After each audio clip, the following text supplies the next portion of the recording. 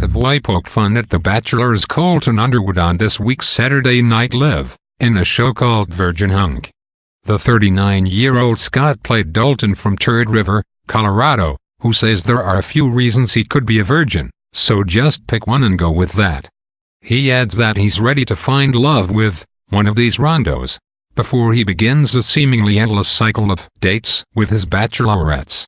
The first date is Hannah Cecily Strong, who describes herself as single "31, so almost dead," and her ex-boyfriend is Dirty John, but he dumped her because she's too clingy. After Dalton claims to have such a connection with her, he's stolen by another woman, Kate McKinnon, with Dalton saying he had fun skydiving with Post Malone on their date. She begins to describe how her brothers in Rest Area, Missouri all have a crush on her when Jessica Heidi Gardner steals him, but she doesn't know what to say because she's never been herself. When Dalton sees her sash that seems to say she's Miss VA Virginia, she reveals the sash says vagina instead, when he's stolen by another woman, Aidy Bryant, who dry-humped him at medieval times before revealing she's a content creator, whose content is porn. Hannah returns, and when he asks what she does, she says mostly Puerto Rico, meaning Puerto Ricans, before confessing that she grew up with another contestant and she's a toxic lying bitch with no teeth, mirroring the real Bachelor drama this season. The next Bachelorette, Melissa Villaseñor, says he can probably tell because she's the only brunette, but her family fled from Cuba, but she's still anti-immigration. He's stolen yet again by another Bachelorette, Egon Wadim, who asks if he remembers her name, and he replies, "You know I don't, but if I guess you'll guess I'm racist." She says it's Daku, but he frustratingly says, "Wow, never gonna say that," before she changes it to Katie, but she says since she's black and has short hair, she just wants to say goodbye, and leaves.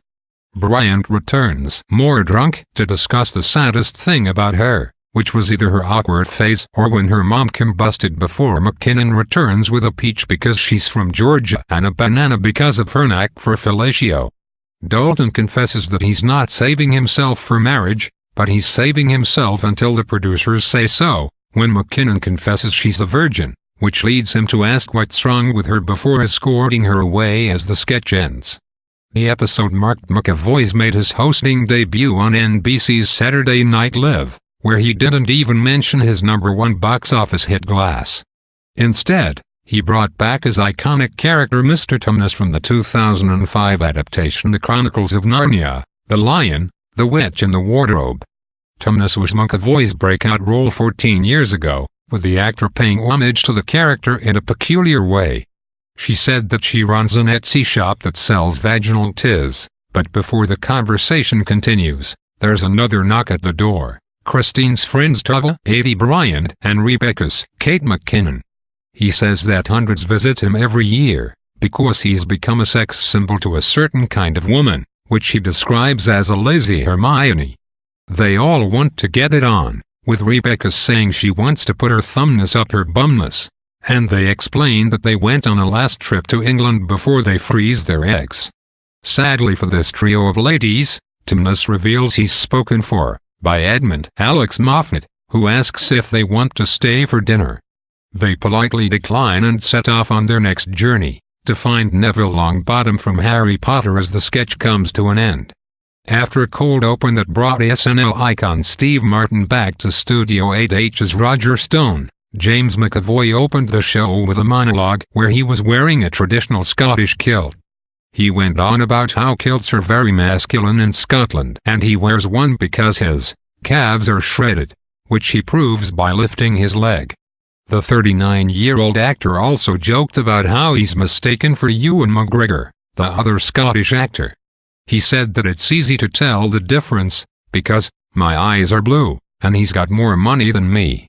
The Glass star went on to break down some Scottish history, before getting a laugh for screwing up the monologue while telling everyone in Scotland to go to bed because it's 6 in the morning. The night's second sketch was a parody of the numerous movies about a white teacher trying to save a gifted black student, with a fun twist.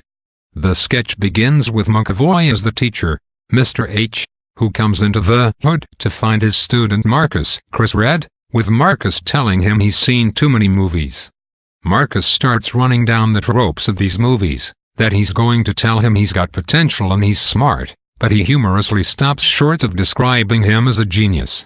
He explores another well-worn trope, bringing Marcus set results, an 880, which Marcus thinks is out of 900, before he's brought down a peg by Craig P. Davidson in one of his rare appearances of the episode. Craig says he knows the score is really out of 1600 and an 880 is kinda bad, before one of their customers, Kyle Mooney, says he got a 1260 and he's waiting for his change, chiding him for using a calculator for a simple subtraction. Mr. H then reveals why he's really there, to score some shrooms for a bachelor party, before Marcus asks what the school guidance counselor said about his essay, which he revealed was a little all over the place as the sketch ended. The next sketch featured Mikey Day as an employee for Kylie Jenner's brand, who is forced to try and land their plane when their pilot died. Unfortunately, he has to get instructions from an air traffic controller, McAvoy, with an incredibly thick Scottish accent that he and no one else can understand. As he tries to comprehend the thick Scottish brogue, it becomes humorously clear what some English words sound like with a Scottish accent. When they begin to leave Scottish airspace, they hand him off to a Welsh air traffic controller, Beck Bennett, whose accent is even thicker, as they just decide to aim for water. After Meek Mill performed Going Bad with Fabulous, Justin Michael Che's Weekend Update began, which was heavily focused on the shutdown ending and the arrest of Roger Stone, but also featured Chris Red doing a hilarious rendition of Soulja Boy, who contemplates running for president, among other things. Just and Jay also discussed a strange Vatican praying app, the Oklahoma University Blackface scandal, the company that sells Valentine's Day sweetheart candy going out of business, and Cecily Strong portraying a bizarre woman named Kathy Ann. The back half of the show featured a sketch involving a Super Bowl party hosted by a couple, McAvoy and Strong, whose boys, Bennett and Day, are particularly rambunctious. As bizarre as their behavior is, McAvoy's method of punishment is even stranger, as he sprays them with a hose in the middle of the living room, then blasts them with a leaf blower. There was also a sketch about a charming focus group, featuring some bizarre characters, with one, Mooney, trying to figure out how the bears were animated, another, McAvoy, who keeps pitching commercial ideas to the leader, Bryant, a social justice warrior, McKinnon, and a learned man into strange erotica, Kenan Thompson.